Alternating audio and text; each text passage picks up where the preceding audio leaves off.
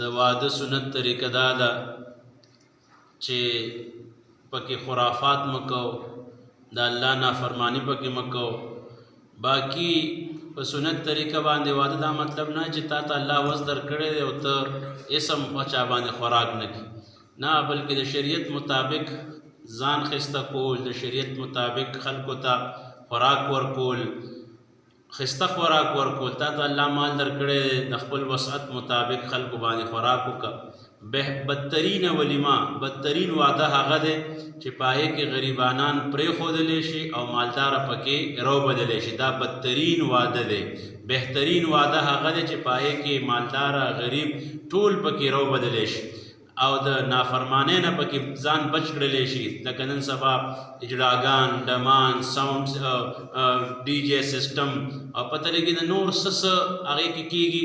د نکاح بهترینه دغه دا ده چې په سنت طریقه باندې ولیمه وشي، په سنت طریقه باندې رخصتي وشي، په سنت طریقه باندې د هغې څومره لوازمات دي هغه ټول وشي.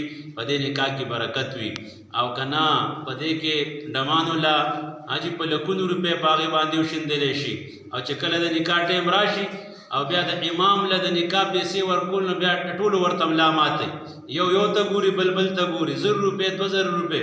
هلکه ته امام د اجړا نه هم کم ګڼې، ته امام د ډمانو نه هم کم ګڼې. نو که ته په ډمانو باندې په لکونو روپۍ الوځې نو بهتره دا چې بیا د خپل نکاح خوان لم د هغې مناسب ته شکرانه ورکړي. نو چې کله زموږ دا وخت راشي چې کوم ځای کې د لګولو ځای راشي هلته کې زموږ ملا ماتې، او چې کله کوم ځای کې د نه لګولو ځای وي خلک یې په قرضه ملي، په سود یې ملي او په هغې باندې شیندي. نو دا نکاح د برکت نه ده. میاشت پس، کال پس، 6 میاشتې پس دا نکاح جنګ جګړې او بې اتفاقیانې او پکې در منځه طلاق او پته نه څه خبرې راشي. دا څه د وجې چې پکې اجړاګان، ډمانې، دا شیونه ټول د سنتو خلاف دي. سنت طریقه دا ده نکاح دې وکړه، پیغام دې واستو، نیټه دې مقرر کړه، دغه وکړه، ولیمه وکړه د خپل وس مطابق. پیغمبر علیه الصلاۃ والسلام په ټولې مدینې والو باندې خوراک کړی او داسې نکاحګانې هم شوي چې صحابو خپل کور نه خوراک روټۍ راوړې ده، په شریکه باندې خوړلې ده، دا هم ولیمه شوې ده.